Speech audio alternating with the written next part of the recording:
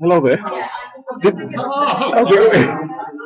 you get the message? Yeah, sorry. Yeah. Yesterday, wasn't it? Yeah. Sorry, I've just looked up before that as well.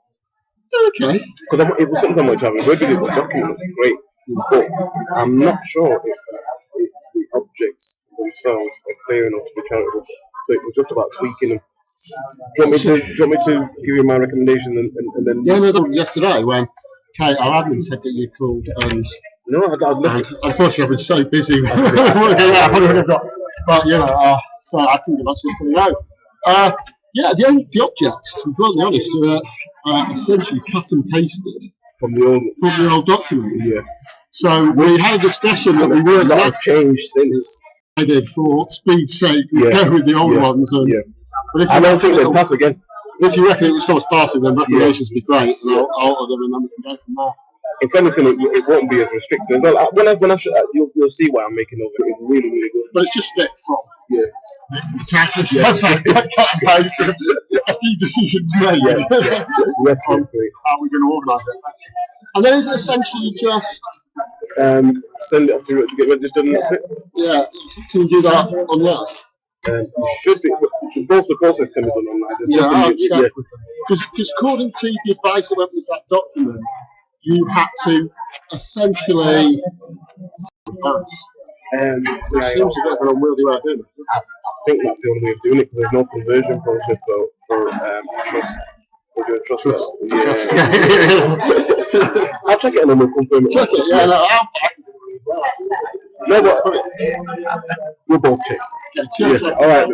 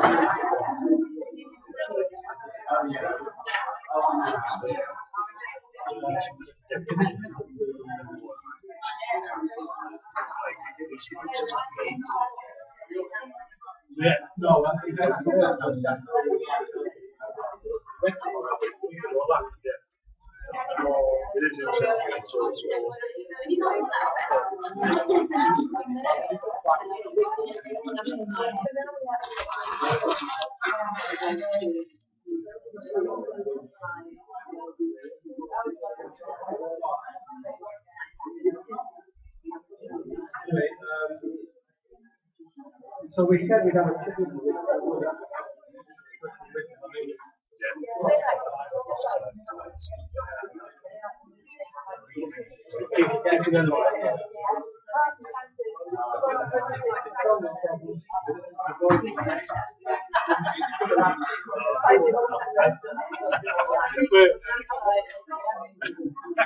How's that show?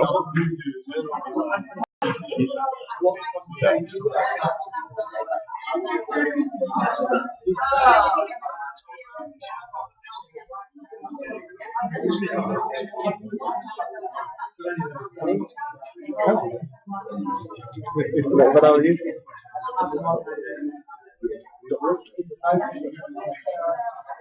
How's it? Is it showing good? Is it showing fine? What about the audio? Okay, fine. If any problem, give me a shout. Is that too much? Yeah. Fantastic. Any problem, give me a shout, yeah? Okay, bye-bye. Well, we're streaming it, so I'm just making sure that I don't know what many replays, but I'm still going. I did one last year. I did one last May and one last April and one last May last year, and then the other one in April. But it's still swollen.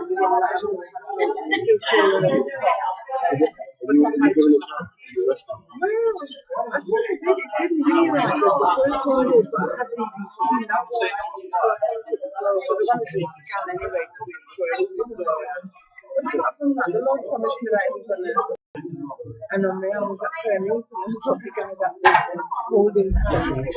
Was sweating! I can't open my eyes because I've never experienced anything like that. My eyes. I thought, no, no. And then the next morning, I told them, and everybody was watching and that.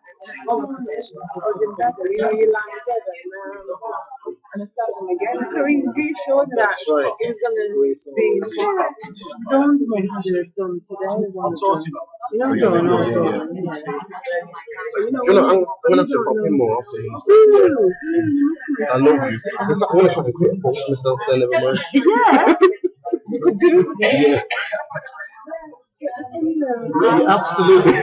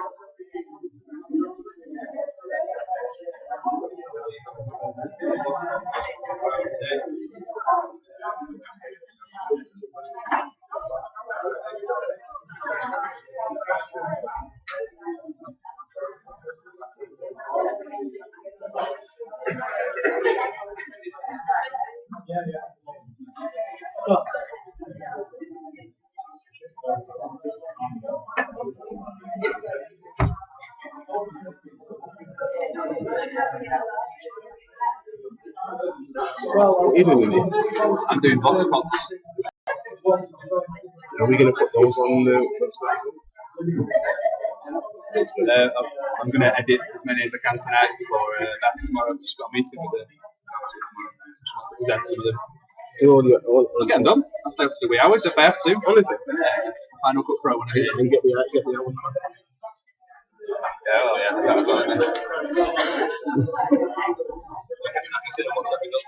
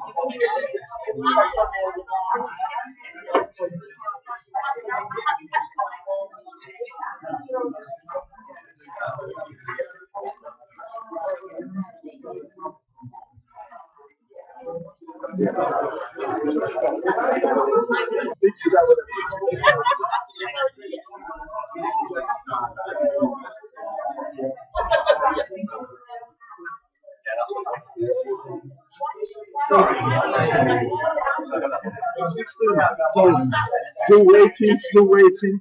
You know it goes.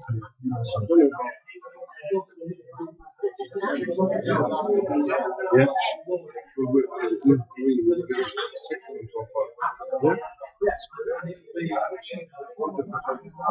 There's one there's one I wanted to ask you this week. They wanted it for Friday, and because we were waiting, we should already play it. So it's done. So it's going to be last on to you. So I'm going to give them a call. We'll put up till Monday. Even if there's gaps, I'll fill the gaps with black ones. Right. Okay.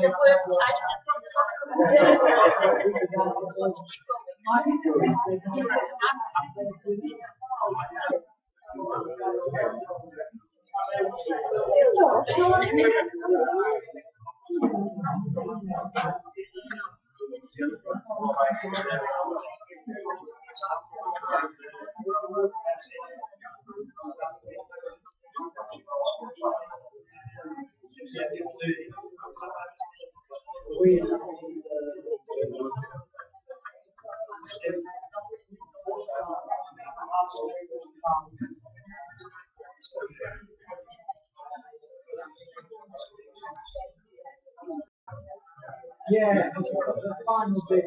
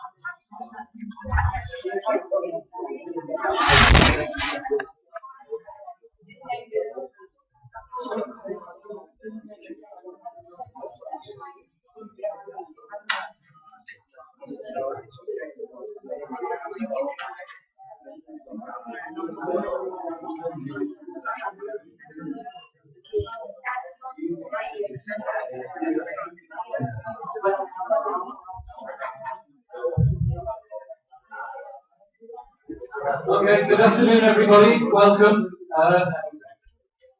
It's great to see so many people here. I think it's awful to have to be here, actually. It's kind of rather odd. Groan or cry of rage or something would be an appropriate way to start, but I'm not going to do all these participations as early. You know, we can always do something as we go through the afternoon. So, for those of you who have not met before, my name is Mike Wild. I'm the Chief Executive of MAC, which is the Voluntary Sector Infrastructure Organisation for the City. I've got the usual task of running through all the housekeeping rules and the different bits of things that we have to remember during the course of the day. So, in no particular order. The toilets, gents are out and to the right. Women's, I'm afraid, are on the floor upstairs. Please use the opportunity to network with the people in the room. It's great to see that there's a really good spread, a cross-section of the voluntary sector here today. There is an attendance list in your pack, so I hope you in some other areas or on some other genders. We're going to be taking photographs. If you don't want your photograph taken, please make yourself known to Anna at the back. There's also webcasting the first half of the event. This is our experiment with technology. So Sefton is going to be filming the speakers from the individual organisations, and that's being broadcast via YouTube on our website. And this is part of the thing we're trying to do about building up testimony from organisations about the plan. But if you want to have your say, Jack, who's over there in the green jumper, is going to be with a camera in the big wooden panelled room at the back, which is called the Congress Room. We've worked out, we've never remembered, it's just a wooden panelled room. He's going to have a camera. If you want to do a little, 1 minute about this is what your organisation's saying, we can use that. Go online, you can. But I think the more testimony we get from organisations, the more powerful the message we send to the town hall. We're hoping to feed it in as evidence in this sort of scrutiny meeting. People have left flyers and information at the back of the room about their project. There are some case study forms. So if you have any examples of the sorts of things that you're seeing, you don't want to do a video, you can always email us or ring us or write up your case study and send it to us. Again, the more evidence that we have to present out, whether your funding itself is at risk as well, it could just be what you think the impact of the cuts to other services, public, private, voluntary, whoever, just about the impact that you're seeing. You'll also notice in your pack there's some information about training that we're offering and just lots of information about the kind of support that we're trying to see whether people need. It's all there. If you need it, tell us what you need. That's part of the opportunity today. And obviously, as is traditional in the voluntary sector, we have an evaluation for. But part of it that for today in particular is if there's anything that's not been covered, anything that's not come out during the course of the day. And so a draft statement. Because by the end of today, what we really want to do is have a kind of set of key messages to come out from the voluntary sector assembly, which we can publish. And I'm hopeful that we will get those not only through to all the councillors and senior officers in the town hall, but we might get some public support for some of the things that we might want to say. So this is a draft. It really is. Tear it to bits, rewrite it, change it round, add bits, take bits out. By the end of the day, hopefully, in the course of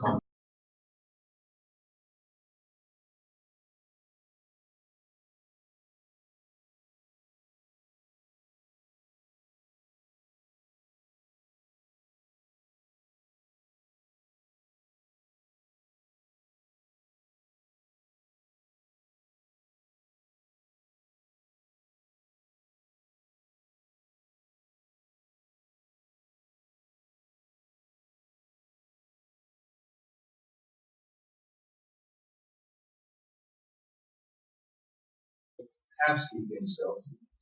And I've got to sort of get us rolling. Normally what we do with these is we're going to keep these beginning bits very brief. Hopefully you've had time to consider what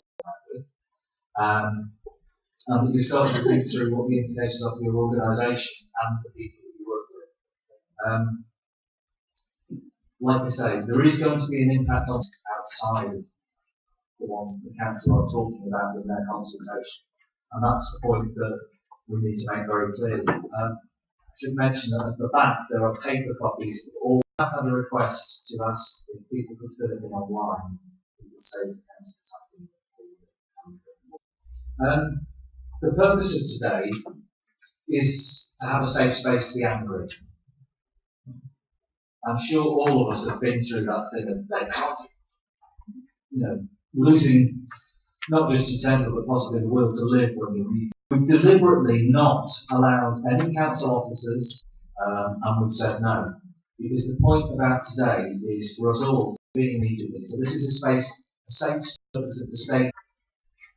So one of the things to bear in mind about these services, some people in the room may be willing to talk about. What I would say is please be sensitive to the information that you hear. Sensitive. Please make sure you let your colleagues around the tables know that that's the case and ask them to treat it with sensitivity and confidentiality where appropriate. I'd also just like to say, what you see in the Remind Care Centre in Livingston burned down last night. That's going to affect an awful lot of older people who have relied on that service for many years. I know some of the organisations in this room have worked with ISO today, so you can just spare a thought for those.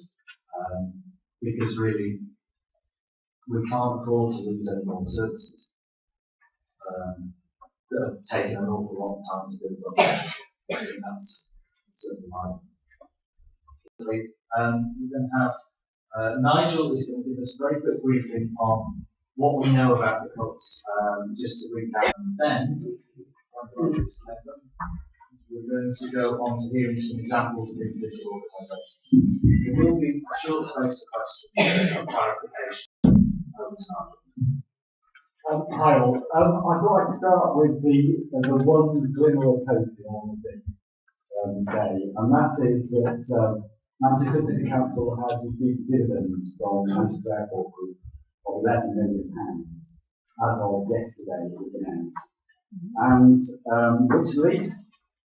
So I'm now reading from the press statement. We can use a whole mainstream budget. I would stress this is not a miracle cure. Well, we have slightly more room for in our funding. So it's not so much good news as it's less bad news as we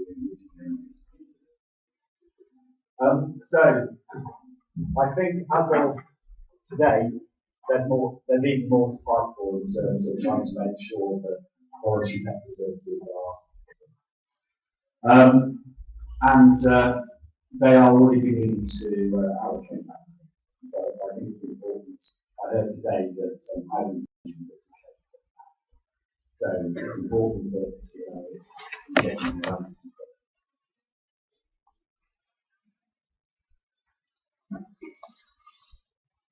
overview of what we know so far about the impact on the voluntary sector.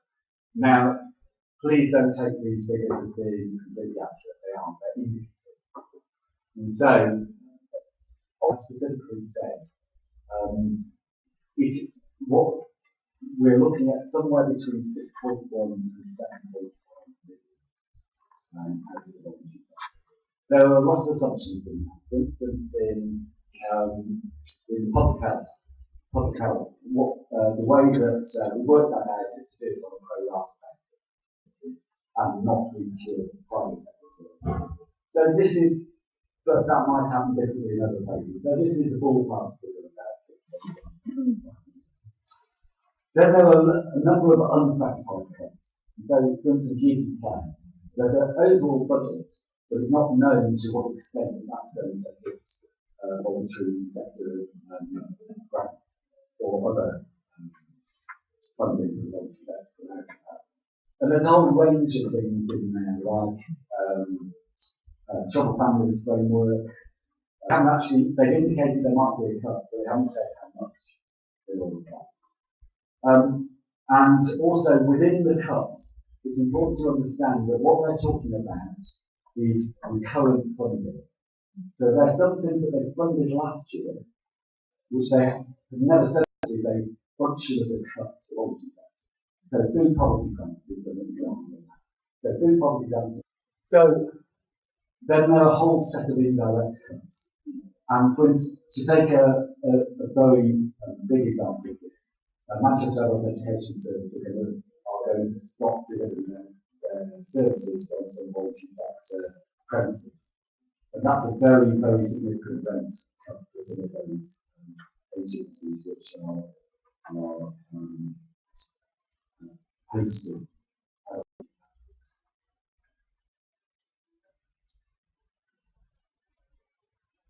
So, some of the biggest cuts here that we're seeing, there's about 150 organisations in there that are directly cut. There's a whole load more that will be indirectly. And what they're saying is they reckon there's somewhere between 10 and 15 who the cuts are so severe that it may mean the end of it.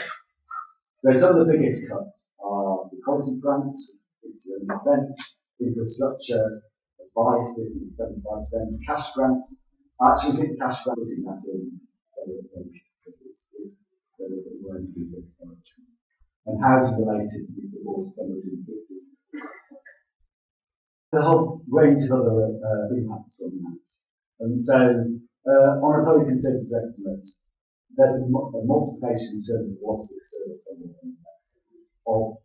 So they might be cutting directly somewhere between 7 and 8 million, but they're going to lose a further 14 to 16 million in the sector, and probably more.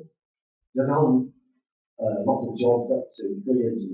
It's important to understanding this is that voluntary sector employees tend to live locally and spend on things that are associated with people working locally.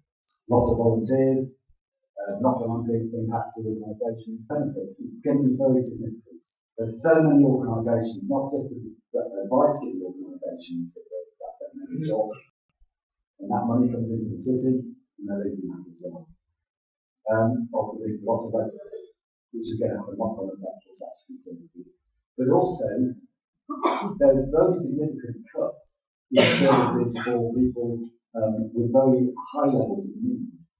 And it's not clear where those people are going to go. So you've got short-term, a big short-term impact from those people who are living in hazardous or whatever, but then you've got a much longer-term impact. And so it's very short-term thinking in a lot of this. And it's not a rational process. Anyone who thinks it's a rational process, they were just desperate to try and make enough cuts. That's what it came down to. Of course, these cuts impact disproportionately on the poorest, because that's the voluntary sector. So, just briefly, in terms of implementation cuts, just so people are clear about it. There is termination of contract or grants, and on the whole, what the council wants to do is not, or the grant, things like the quality grant will continue to going up until for the next year, up to March 2016. They're not going to run things early where they can avoid it. But if they can't, and that's happening in some areas with some of the very, very big statutory ones, that might. On the whole, what the council is renegotiating. Renegotiating the contract. You are renegotiating the whole contract, not just the bit that relates to how the clients and what payment is, into the terms on which the original contract was put in place. So as I say, they're trying to avoid formal consultation going on, one-to-one questionnaires, consultation meetings, and though we think they have got this across the legal public, but the impact forms that I hope that most of the organisations, because they have to take into account what people say in terms of the impact on clients and communities and all of that as part of the process. However, on the wider consultation, I think we have to be realistic around that, which is so lobbying is critical to it's making sure that voices are heard. And so, so they can't just cut it quiet. The meeting is executive on the 18th of February. People who want to attend the executive, I think it's 2 p.m. on the 18th. There's also one, I think, this will be for activism. There's also a whole number of scrutiny meetings. Some resources, there's cut pages on to get stories of impact. How you think people will be impacted by the cut? Put those up on the website. There's a briefing which I think will be in depth, which is this presentation comes from. There's a briefing on how to lobby councillors. So they agree that that is what they think how you should go about it. There's guidance on negotiating cuts. Guidance to scrutiny committees, and what we're in the middle of writing at the moment is guide to how to build an impact assessment, how to make an impact assessment. Has anybody got any questions just to clarify? Bear in mind we don't necessarily. Is any point of clarification from what Mark has said?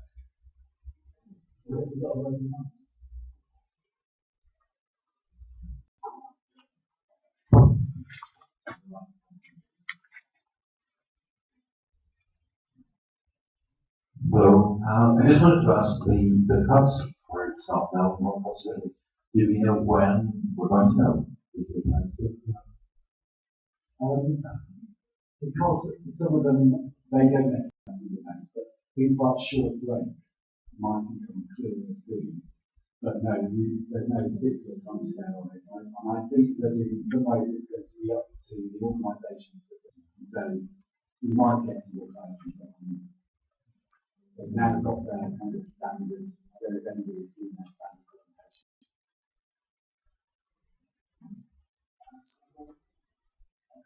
And by the way, can you say who you are and where you're from? Johnny Randall, Fairfax to Manchester. More importantly, the scrutiny committees, because if people can go on in decent numbers and quite clearly show that there is strength of feeling, and even possibly have to be on the agenda and speak, then that will make a real difference. So things like community scrutiny, council website when the meetings are, and events about, but if you ask via their offices, if you can speak, often they'll let you as up to the chair. I can tell you about the community scrutiny committee. This is a really common issue.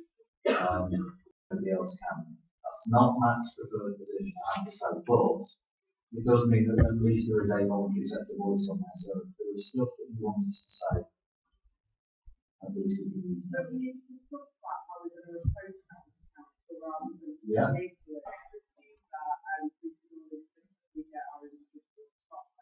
Well, we've taken the slot at the moment, but we can certainly go back. Numbers, if we I think it's just that it's not a public meeting. It's a meeting that's held in public. But officially, it's not a public meeting. So they can actually say nobody's here. That's right. I think that's the rule. Maybe they can be a bit more creative. So I think, a time like this is handled in part of system that the precedent for people to bring up their understanding violence. Well, we can bring that point back in the discussions later on. Maybe if we get to see what the view of the room is by the end of the afternoon. With that. Okay. Any more questions?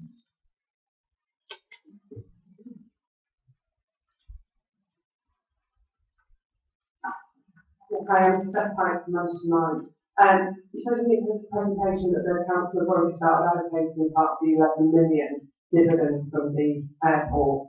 Do you know where first point is, do you know why they're putting 250 grand to, for what, to complete their consultation process? Because we don't want to find that that's really been allocated and there's nothing left to kind of sort of renegotiate after consulted. Yes, I just heard this as a meeting, and so I agree with you that, as I stressed, I think we definitely have to.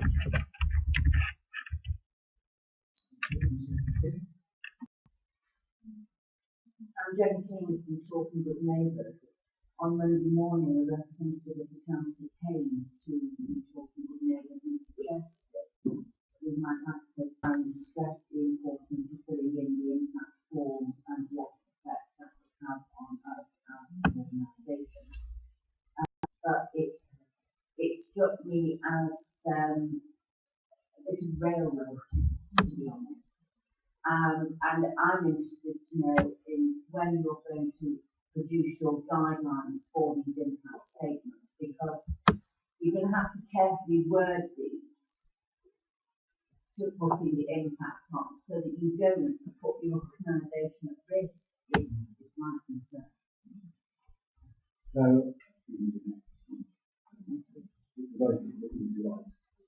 Yeah.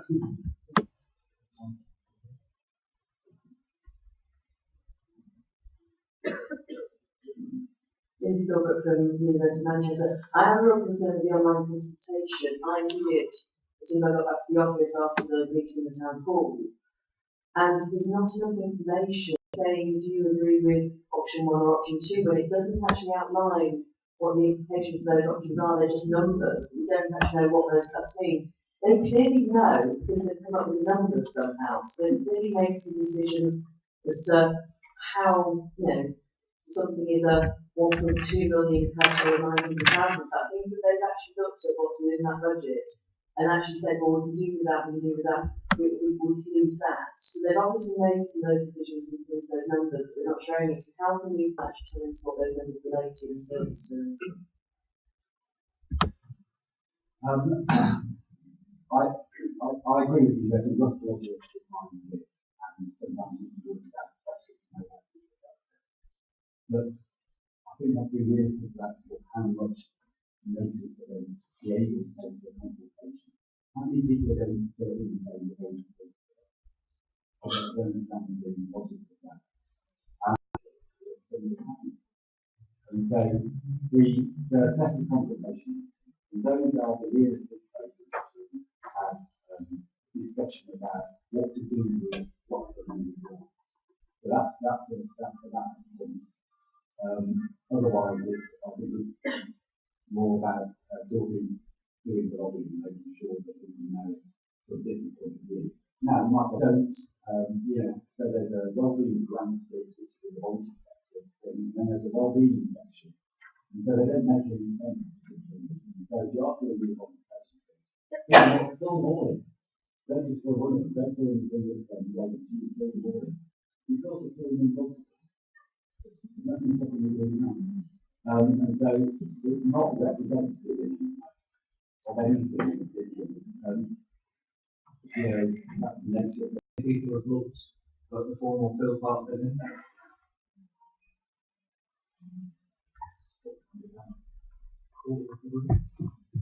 Has anybody had any problems filling in forms? Because when I tried to, I couldn't actually make it work. So, just a point of clarification about the consultation meetings. I'm not sure how much people really have with the focus on use of play. And they are basically taking into it's not designed for discussion. It's not designed for anybody. It's actually not really designed for anybody asking difficult questions. And certain difficult questions are asked that might arise from the discussion. So, I encourage people to go to those. And something really good about challenging how things are done. There was a very good one yesterday and the powerhouse on Tuesday, where a lot of difficult questions were asked, for whether they were answered in other questions. So I just want to take it necessarily the discussion. More questions.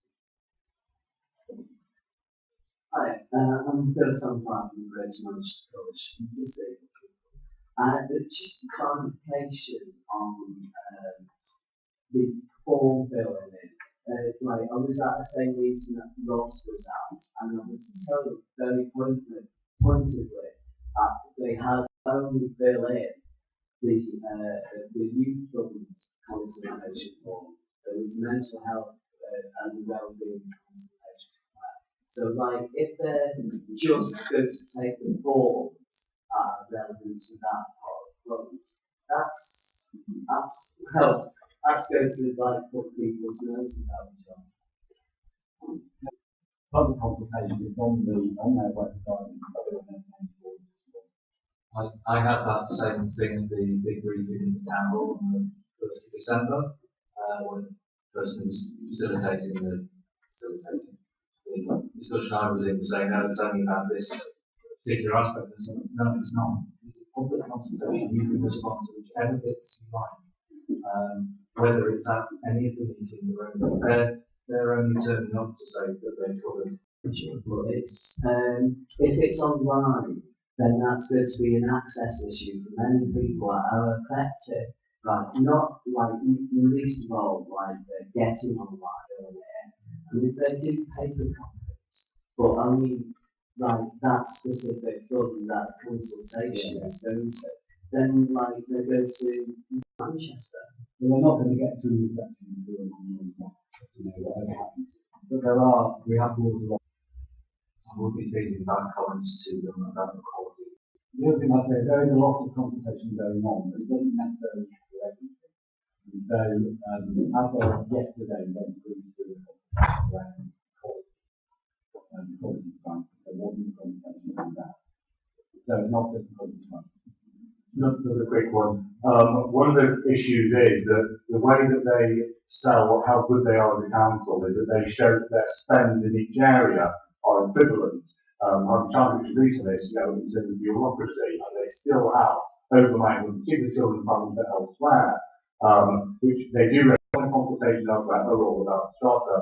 What they're not giving opportunity for is to challenge that bureaucracy, the overuse of commissioners and other managements as well. I think that's something that Matt would start to have a look, but I think it needs to. Well, that's a start of the. Right, I'm going to move us on then. So we're going to have a look at some examples of individual organisations and the impacts that they're seeing potentially on their own services sector. I saw Andy arrive. If you're happy to come up, this is Andy Brown from.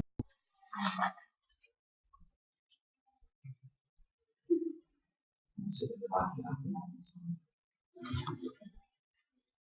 Yeah.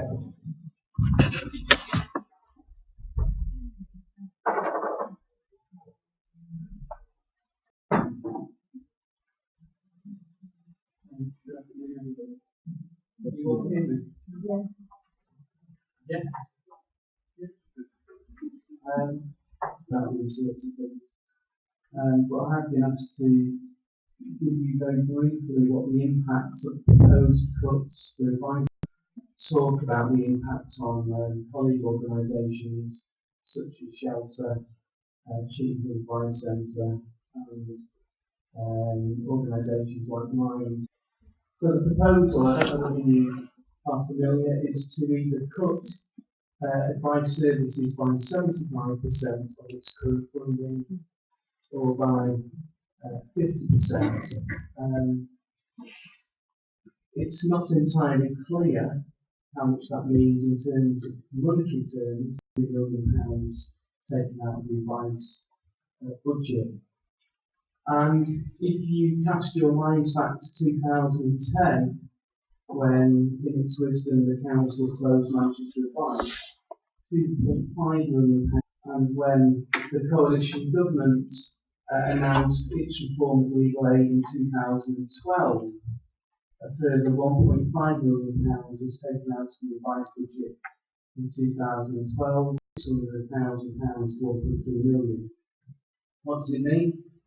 Well, in terms of a 75% reduction, it will mean that the brand of CAB is lost from our branches, from Rubenshaw, Moss Side, Moston and Swan Street will close. It will also mean that will close. It will mean that the only people under the proposal that will access free and independent are currently tenants of private landlords. A 50% reduction will challenge critically the viability of the Supervised Bureau in managing our contract with the Council in 2010. Part of the contractual arrangement was that we opened premises in Withenshaw, on Street, and opened a new building in Moss Side. Those leases still have years to run beyond 2015. And if I give you an example of Withenshaw, which costs us roughly £70,000 a year, we don't have any willing to pay the landlord. We may well need an organisation to give us some advice. But then 79 staff, most of them residents of Manchester, will lose their jobs. There will be similar job losses, or there will be job losses at Cheetham Advice Centre, and I'm advised there will also be job losses within the Cuts. In essence, that means about 70,000 people who access advice services at the moment on an annual basis, and we can maintain the organisation. We estimate there will be up to 40 job losses, and roughly 30 to 40,000 people who currently access the service won't get that access because of branch closures and a reduction in our telephone advice line and digital web chat offer. What does that mean for our people who fall into cohorts 3 and 4, which is the council term for vulnerable people? Cohorts 3 and 4, those vulnerable people in our communities won't access the advice they need, able to maintain basic financial existence. Many won't be able to navigate the new universal credit system. It's going to be far simpler than anything we've ever seen before, and seems to us to be far more complex than what we've seen before. Many people won't be able to manage their debts, and many people won't be able to get independent advice when they are illegally evicted in their homes. People turn to doorstep lenders, loan sharks, and payday loan companies. We can evidence that there is a direct correlation between ill health and stress related to things like debt, and therefore we predict that there will be more people breakdowns, there will be a lot of same person, because I think, and therefore the organisations facing the same skills focus on this. And this is the reason through external contracts that must have to be in public in the city of Manchester. We bring that money through with contracts with our big lottery and so nobody else to deliver it. Automatic, and it will revert to a telephone follow-up call to any over 60s residents in Manchester who goes